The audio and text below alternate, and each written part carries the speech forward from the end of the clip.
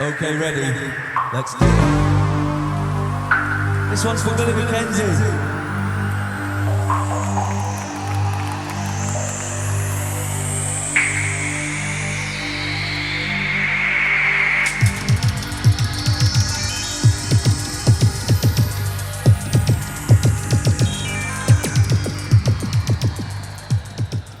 Hello and welcome to the latest episode of the Electronic Cafe. Let me ask you a question. If you're a massively successful band that's had hits spanning decades and you're known around the world, what happens when finally, after 40 years of being one of the most successful electronic synth-pop bands of all time, Heaven 17, you finally go to the United States of America to do a tour? Well, you're going to find out, because that's one of the reasons we got the fabulous Mr. Martyn Ware back on the Electronic Cafe. So sit back and enjoy this fantastic interview that Mark and I did with Martyn. And how did they manage to make Thor into a comedy? What the fuck's that all about? It's been a comedy.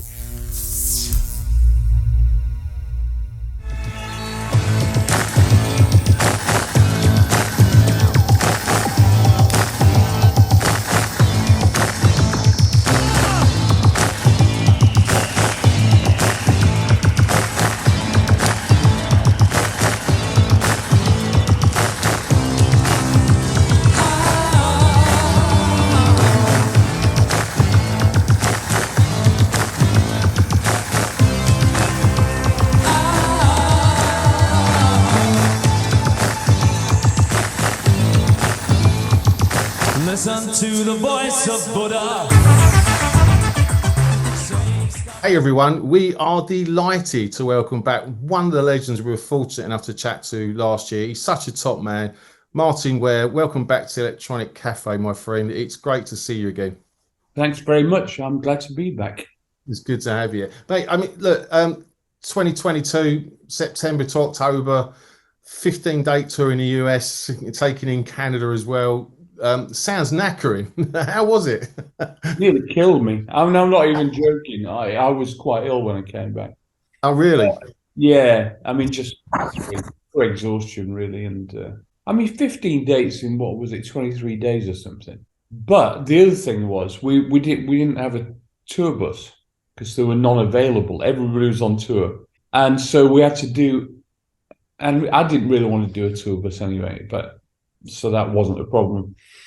What was a problem is the fact that the travel arrangements were as such. So we had to kind of base ourselves at a hub in each area we were doing, and then do travel from there and on like splitter buses and carry the equipment around with us.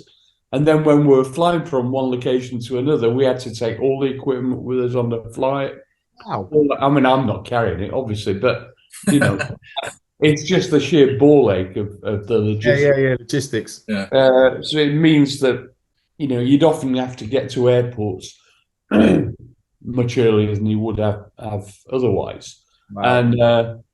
And then wait longer to get the equipment back at the other end. And then the other thing that we didn't really realize was going to happen. We love meeting, as you probably know, we love meeting fans, and we're very happy to do VIP things. And, you know, we completely acknowledge that it's the fans that keep us going, really. However, because we'd not toured in the US properly or at all, we'd done a few one-off dates, it meant that everybody who had been our fans for like 40 years, who bought VIP tickets, and there were normally between 40 and 70 at every gig, everybody turned up with records to sign. So consequently, the VIP stuff took like an hour and a half every day. Yeah, so that's in addition to the touring and traveling. Yeah. So the time for downtime, you know, occasionally maybe even seeing something of the cities that you were in, were limited to like the 3 or 4 days off that we had in stuff.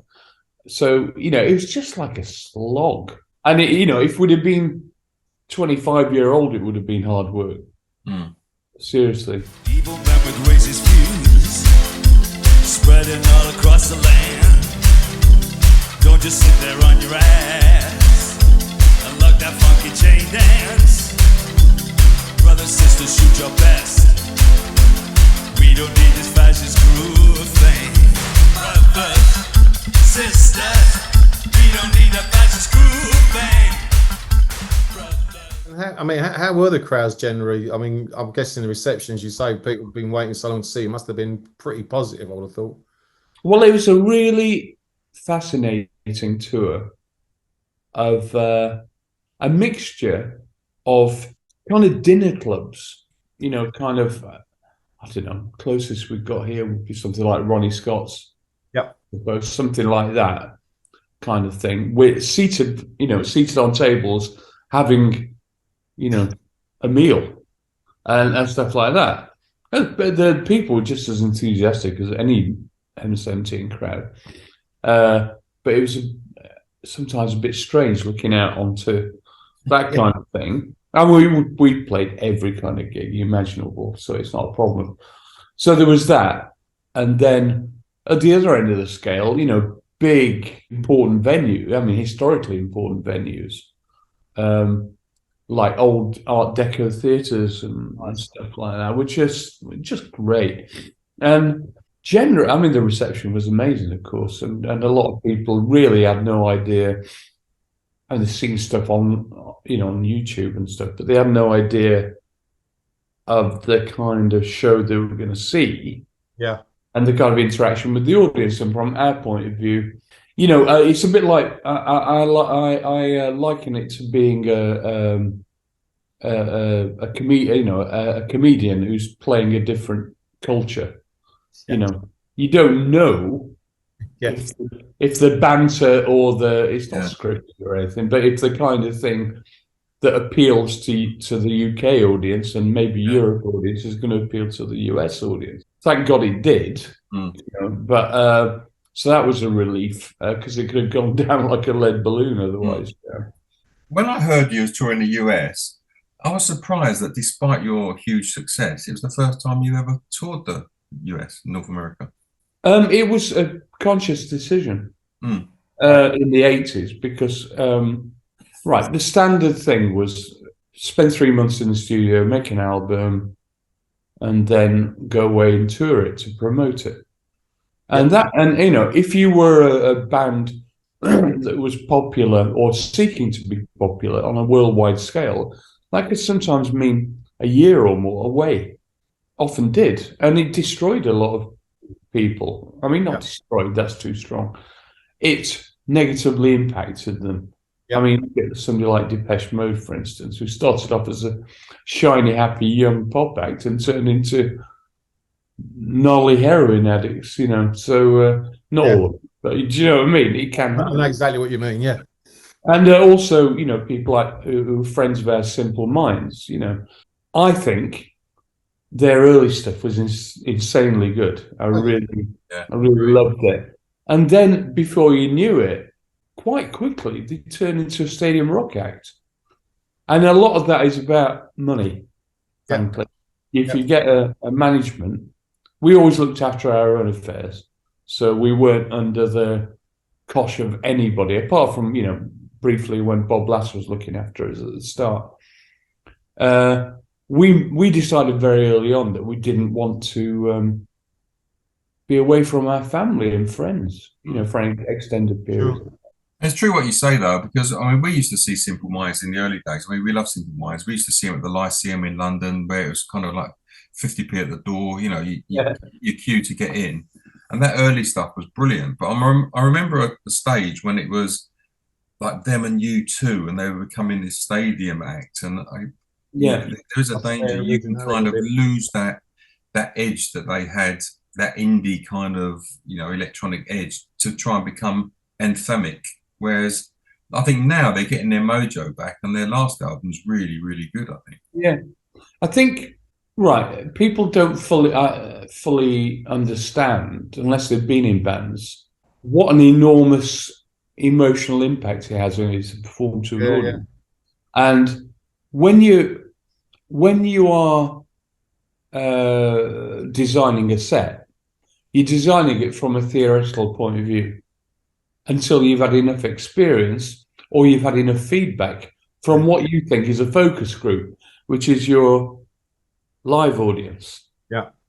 And if you're not careful, that focus group, a de facto focus group mentality, becomes the leading principle in how you design the music that you like to create, let alone perform. So, of course, you get into this feedback loop. So, Simple Minds, for instance, it's only an example. They play the more experimental stuff, but what people really want in a 50,000 audience in America is like, hey, hey, hey, hey, they want that, don't they? They don't want some noodly kind of experimental themes for great cities, or they don't want all that stuff. So over time, that rinses through, and you end up writing more stuff like that. And a short ride, they arrive. There is no doubt that true love will survive. We are the Geisha boys doing it wrong again. They are the chosen ones doing it right. Here come the temple girls looking for...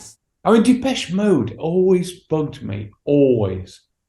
Because I really like Martyn Ware's songwriting. I think he's a good songwriter. This kind of, look at us, we're dark. I remember when you had funny haircuts on Top of the Pops. Are you different people? I mean, we are all different people who go along. I'm not saying they should have had an entire career of shiny, happy pop. It's a cognitive dissonance. That's what it is. Well, it's interesting that because me and Andy grew up in a place called Upminster, which was the next town up from Basildon. Right. So we used to go and see Depeche Mode in Crocs and Raquel's, these tiny little clubs before they were signed, and they were on beer crates, and they were very poppy. Yeah.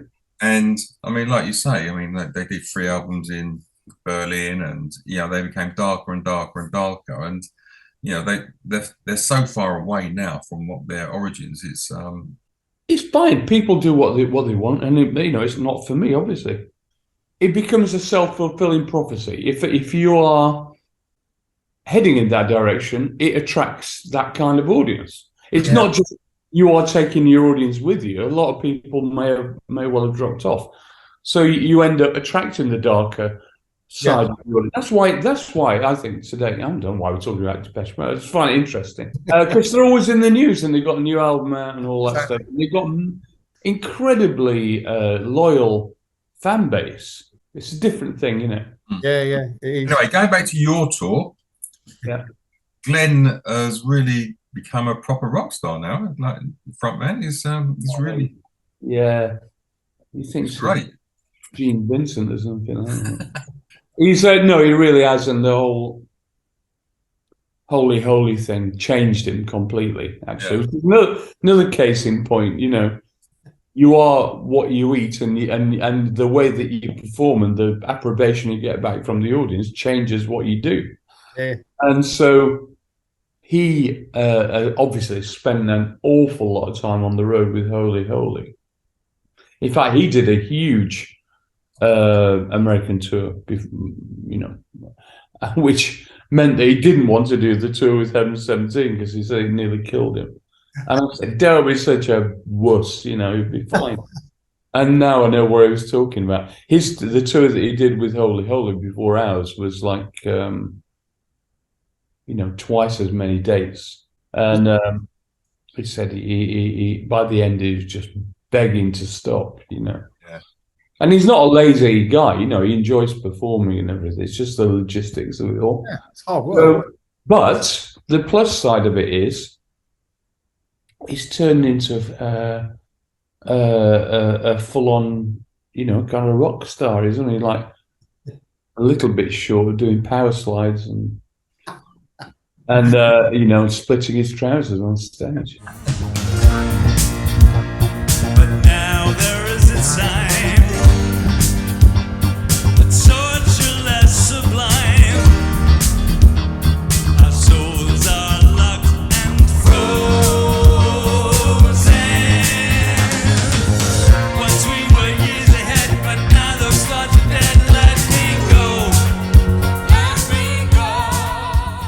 were there any certain cities where you felt the vibe went up a little bit, and you thought, because I mean, you said you were well received, which quite right you would be, but were there any certain cities in that tour where you went, yeah, this is just on another level, or was it? Yeah, well, there were certain cities. None of us had. Well, no, actually, that's not true. I think Glenn had visited before, but I'd never. The rest of us hadn't been to before, so we're very familiar with New York and and around there. But I really enjoyed Detroit, because the Detroit techno audience, and and also I'm a big fan of Chicago. I love Chicago.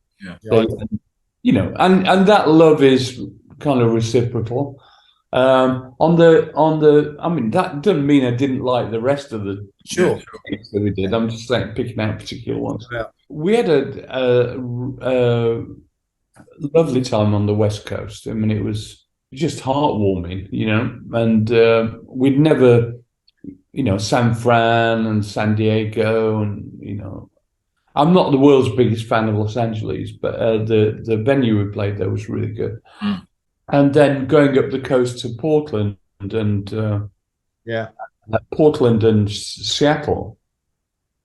I love those places. I want to go back there and spend a bit more time there. I mean, I think it's fascinating. That part of the world's fascinating. It's like an entirely different country. I like the city motto of Portland is "Keep Portland Weird." Seriously, they sell T-shirts and everything. I love that. I love Chicagoans. I love the fact that it's hard baked into their culture. The whole, the development of everything that we know as popular music is hard baked into their culture. Yeah. I mean, I've done New York a couple of times and LA a couple of times, and the polar opposites of the people. Oh, totally. I mean, New York is I love New York. People are kind of quite hard, kind of in your face, and I like that. Whereas like Los Angeles, it's kind of very nicey, have a nice day kind of vibe, sort of. Yeah, the weather defines it to a certain extent. Yeah, I think you're probably right. But yeah, I mean, I don't drive, so that's number one in LA. If you don't drive, you've got a problem. It's not so bad with Uber nowadays, but. And I spent quite a lot of time in LA because our kind of co-manager for a while, Keith Burton, used to live out there, and I used to go out there and do stuff with Illustrious and all that stuff. So I spent quite a lot of time in LA, and I just find it a bit meh. There's not many places that you're ever going to accidentally meet people. Mm. It's all kind of, let's go to your house and we'll have a party there, or let's go to this industry do, or let's do. And then everybody's on the fucking freeway all the time. Mm. That classic thing on Saturday Night Live, the Californians, the sketch they do is so funny, I don't think. And like half of the sketch is them taking the piss out of people. All they ever talk about is which routes they take from A to B. When you worked with Tina Turner, was that in LA or was that in the UK? No. We went to meet her in LA, in Hollywood, and then, but we worked together in London. All right. Try to stop me, it's too late. My mind's made up, this job won't wait. There's nothing left for me to say.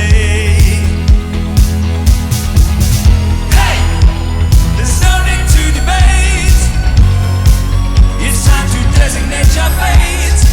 Take the M out of MAD. Let's all make a bomb. Following the tour on social media and seeing clips on YouTube and stuff, it certainly felt as if the vibe kind of ramped up as the further it went through. I mean, there was lots of pictures of you guys, and it looked like you was having a ball. It looked like you was really having a good time, like doing it, even though it's hard work, as you said. Yeah, I mean, it's your job on social media to make everything look vibey because it sells more tickets, And obviously, previous to the tour, obviously we met you at your book launch signing. Great read, by the way. I know we talked about it earlier. Everything from the childhood, Heaven 17, Human League stories, the bits of Tina, just fantastic. I know your love of Marvel. I was like, I've got all of it with some signed Stanley, Star Silver Surfers. I kindred spirit there. So, and now you left a collection behind, and you're right, it was worth a lot of money, especially now. Well, you live and learn, don't you? You do. For the sake of saving a few £100, I just didn't have the money. Exactly. You know, literally, I had nowhere to go to borrow it from. My parents had no money. This was when I had to do a runner from.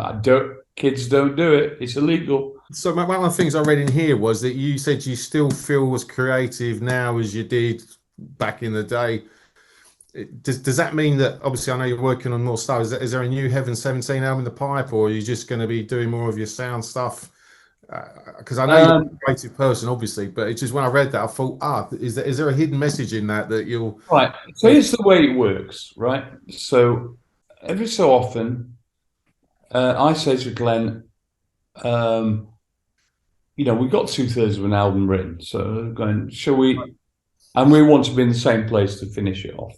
Yeah. So, you know, we'll do it. He said, I'm right in the middle of writing X, Y, and Z for these things and, you know, TV shows and stuff. Let's talk about it later. And this has been going on for like 7 years now. And then every time this is the most annoying thing, every time we do an interview and this question comes up, he says, yeah, we're definitely going to do it. And I'm going... And he says something else different to me behind.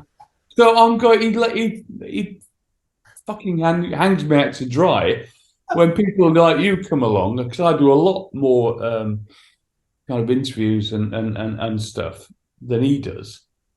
And I get to field all the inquiries. So it's not, all I can say is to put it to bed once and for all. It's nothing to do with me. I want to finish the M17 album, get it out and put it to bed, and that's it. I'm happy, you know. I'm with you, Martyn, and I think a lot of people will be very excited to hear that. So there is another thing in play, which is we're very proud of the stuff that we've always done for M17. There's nothing that we're embarrassed about, but there's, you know, I think everything we've done with a full heart and intention, and to the highest standards that we can aspire to. Yeah. And I hate to say it, but I think an awful lot of people from our era are putting out albums that are not, frankly, either the production, because there's no money in it, right? I mean, who's going to put, you know, how many cost £300,000 to make? Back in the day. Now, it wouldn't cost that much now, even with the same production values, because obviously, you know, whatever, you can do most of it in your own studio. It's still, I would say, you know, we would need at least 50K to make an album to the standard that we want to do. Yeah. And nobody's going to pay us that. I mean, we've tried. We've literally tried quite a lot to get advances out of people to do it. So it's really boring for people to hear, but we can't dedicate 3 to 6 months to do an album properly, or say 3 months to finish an album properly to the standard that we want, unless we get supported financially, because we have bills to pay. When you're young and you've got nothing else in your life apart from enjoyment and creativity, you don't have mortgages, you don't have kids to look after, you don't have like all those obligations. It's a different world now. Yeah. Creatively, you are what you eat. So, you know, I live a comfortable life in a nice part of London. My kids are grown up. Where's that friction that creates the great art? You know, what I'm going to write about the same stuff that I wrote about when I was 25 and angry. I'm not angry anymore. Well, I am angry, but if I wrote an album about what I think about the world politically, I think nobody would want to listen to it, let alone buy it. So yeah, you're right, because you know you're hungry when you're younger, but you don't really want to put out a Coldplay album. Unlike people meeting in a dream, heaven only knows the way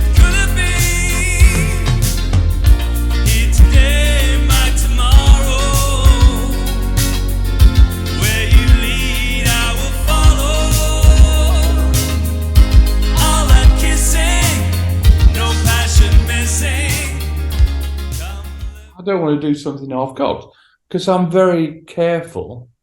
I'm very cognizant of the fact that my legacy, our legacy, is important. I think, when the Grim Reaper arrives, I want to be able to go, well, we gave it a really good shot, and I don't want to put out something and go, oh, fucking hell, why have they bothered, Yeah. No, you're right. Thing. We've just done a mini episode on the Luxury Gap, which is 40 years old this year. I remember that. 40 years. Where's that time gone? Still sounding good, by the way. Yeah, we did it in the best studios with the best engineers and producers and musicians, and we had absolute total devotion to making that album as we knew it was our best shot, and we had full support as a record company. Yeah, I heard you had no budget and you absolutely nailed it. I think we always wanted to make things that would last. If we were, I don't know, something about the Sheffield thing, but if we were making cutlery, you don't make cutlery to be chucked away in a couple of years, do you? It's all about craftsmanship and as well as the artistic elements of it. This year you got some big gigs lined up. Obviously you got Let's Rock. I think it's Southampton, Shrewsbury, Norwich. We've got loads of stuff. I mean, I think we've got. There's going to be. We've not announced it yet, but we will be doing an autumn tour as well. Okay. To celebrate Luxury Gap 40th. You've got an exclusive. We haven't nailed down the dates yet. That's why we can't announce it. But oh, brilliant! Well, we look forward to it. And actually, we're coming down. I think we're sent down to see you in Brighton in May. Oh yeah, the Concord. That's all. Yeah. We'll see you there. Come and say hi if that's okay with you. Yeah, of course. We're friends with the people who run that because we've done it lots now. Yeah, that's our kind of club. Yeah, it's a great place. We saw Wolfgang Fleur there last year. It's a great little venue. We're down there for the weekend, so yeah, we'd love to pop along to say hi. We're at the show. It's great. Yeah. Just give us a shout, email me or whatever, Yeah. Sure. But we're doing a couple of very interesting things as well. We're doing the Devil's Arse in Castleton, in North Derbyshire. The cave. Nice. Yeah, I do. So that's good. And I'm separate to M17. I'm doing a big 3D sound immersive event at the Octagon Centre in Sheffield University, which is on May the 6th, is it? The Coronation Day, with a huge 3D sound system. Performing some new versions of music for stowaways. Yeah. Hopefully with strings. This is what we're planning at the moment, and immersive electronics, of course. Wow. But that, amongst many other things, some stuff that I wrote with my son as well, we're going to be performing. But also supporting is going to be Richard Norris from The Grid, doing a set, and also Steve Davis, the snooker player. Utopia Strong. And the Utopia Strong. Yes. So it's going to be some night. That sounds amazing. I mean, Music for Stowaways, I see, just come out on vinyl again, which is really interesting. Yeah. And I mean, we know Steve Davis. We've interviewed Utopia Strong, but we know Steve. Andy plays golf with Steve. So we know Steve. But we've seen Utopia Strong live. And that would be really interesting. No pun intended. But with the 3D sound and everything, that'd be fantastic. Yeah, it's going to be something quite unique and special. Before we go to work, we'll plan the day ahead. We'll while away the working day together. Work all day or work all night, it's all the same. Work all day. If you want to play, some are nurses, some steal purses, some are workers, some are not. It is time for a party. Well, I was made a doctor of music last year, and an honorary one, and part of the deal was they said, "Do you want to do a kind of, an inaugural concert, I suppose, or a celebratory concert?" And I said, "Oh yeah, in the Octagon would be great," because they offered me a smaller theatre at first. I need to do the 3D sound thing. I think it would be perfect. So they've got a big music department there, and they do a lot of stuff with immersive sound. I said, "Let's do it," and they've got like a lot of equipment. So I thought, well, I'm not gonna have to pay for the PA, which is great. And yeah, so that came from that, and it's turned into a juggernaut now. It was like a nice idea at first, and I'm going, oh my god.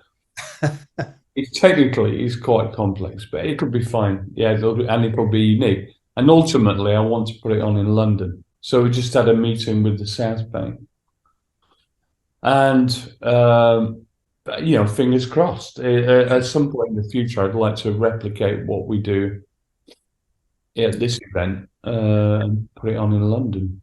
And also, I saw you're coming to Essex with Soft Cell and O&D in our. Oh yeah, that'd be a good night, wouldn't it? Yeah. So we'll probably see you there as well. yeah. I love.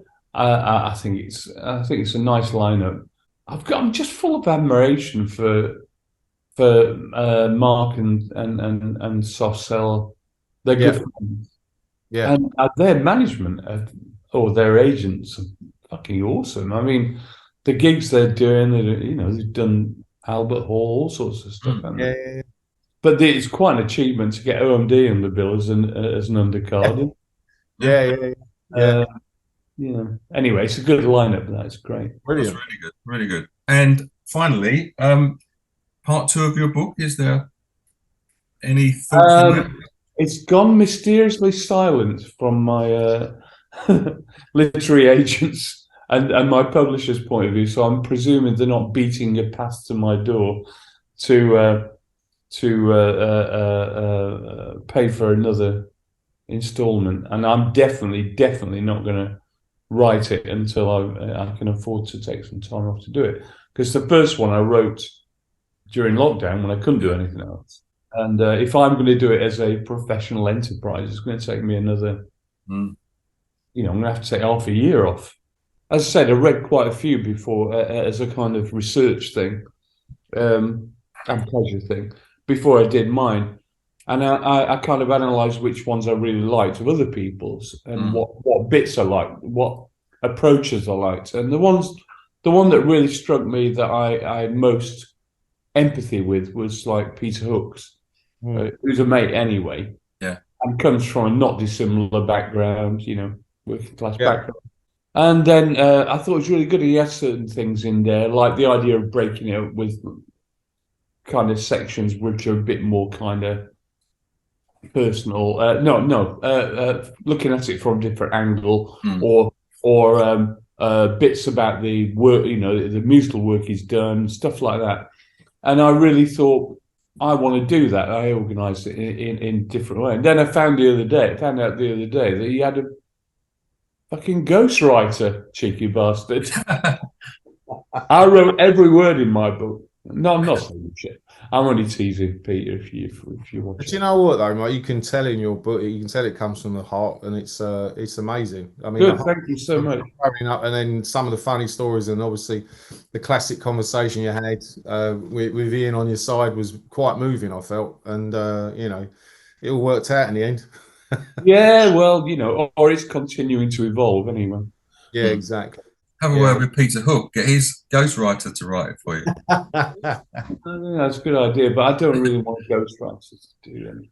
Do it yourself, mate. Do it yourself. If I can't do it properly, I'm not going to do it. That's generally my view on everything. Yeah. Well, part 1 was, I think, massively successful. I mean, we had loads and loads of comments about everyone reading it and how popular it was. So I'm pretty sure part 2, they will knock on your door. I think, to be honest, I deliberately, from the outset, made it a book that primarily was aimed at people who had some kind of investment in our, either fans or somebody who liked that period of time, or something. And so, how that crosses over into the mainstream is the issue.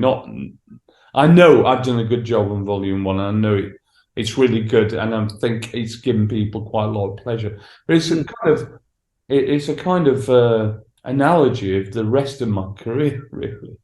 I think a lot of the stuff that I've done has really appealed to people a lot in a deep way, but it's not been the broadest appeal. I personally, I prefer the vertical thing.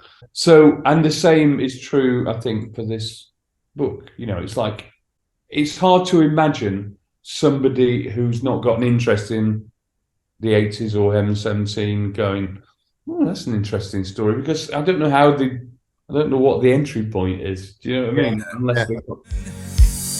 That certain feeling carved by another's hand, oh, but it's too late to hesitate. We can't keep on living like this. Leave no track. Don't look back.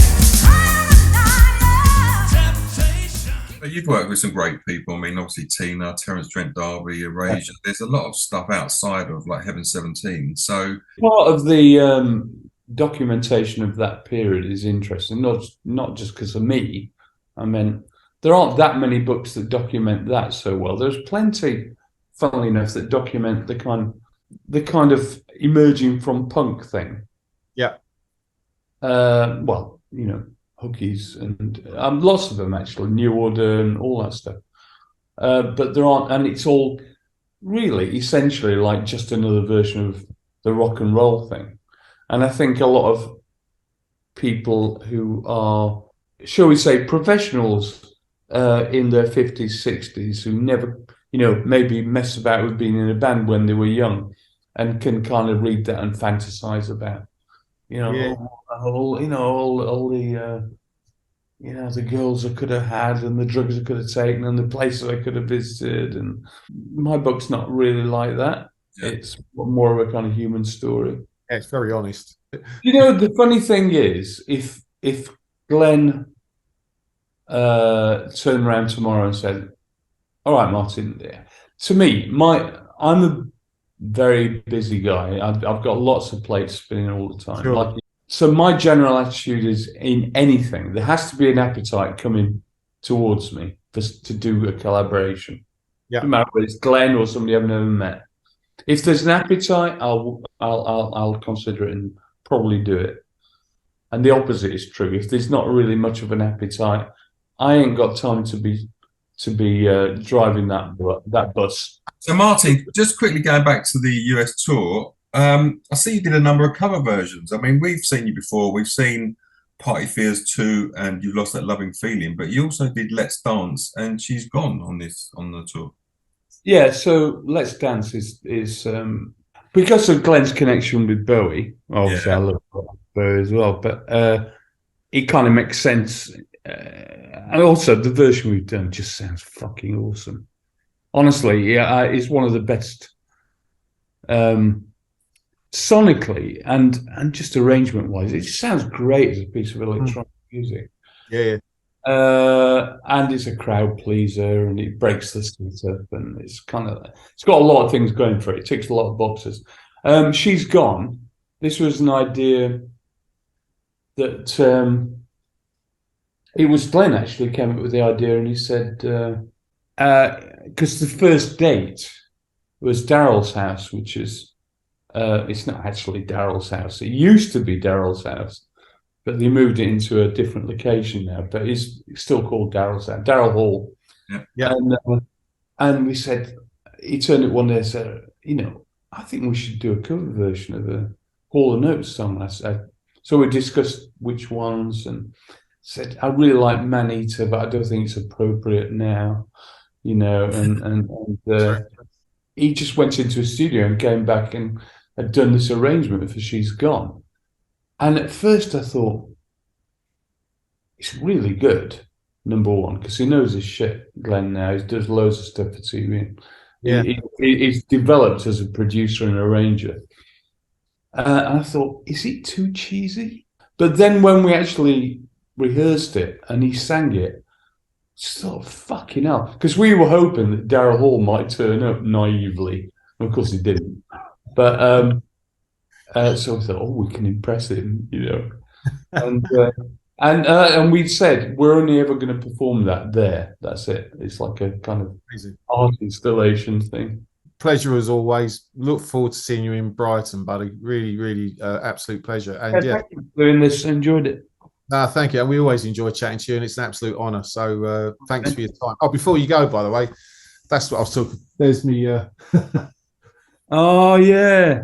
I'm a big fan. Oh God, I used to live for that stuff. I know. When I read it, I thought, when you said Silver Surfer, I thought it's my favourite. You know, looking back on it now, it's such an amazingly important part of my development. Yeah, me and you both. Phil, so I mean, me and Phil were both equally obsessed, and they're really profound. Particularly Silver Surfer.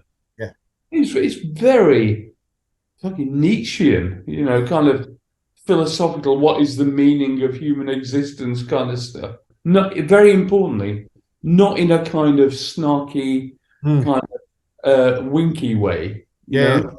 Yeah. But you know, genuine. I mean, this is for kids. Yeah. Can you imagine? So I've always believed that one of the reasons I can understand now, feeling empathy for all that stuff, and why I felt that way at the time is because throughout my career, one of the main guiding principles is not to underestimate your audience, not to underestimate them conceptually or intellectually. I mean, it makes me laugh. All these films, everyone's going, "Oh, these stories are incredible." I'm like, yeah, but he wrote those 50 years ago. He was such a clever man. Right, I've got a question for you then. What do you think the best manifestation film-wise from the Marvel Cinematic Universe is? Probably in terms of accuracy and where it came from spiritually, the Black Panther. Yeah, I agree, probably. Right, final word on Silver Surfer now you mention it. Sorry. No, is they now have, you know, the CGI technology to make the most amazing Silver Surfer film, for real, without having to make it like, hey, the Silver Surfer zapping this kid in the...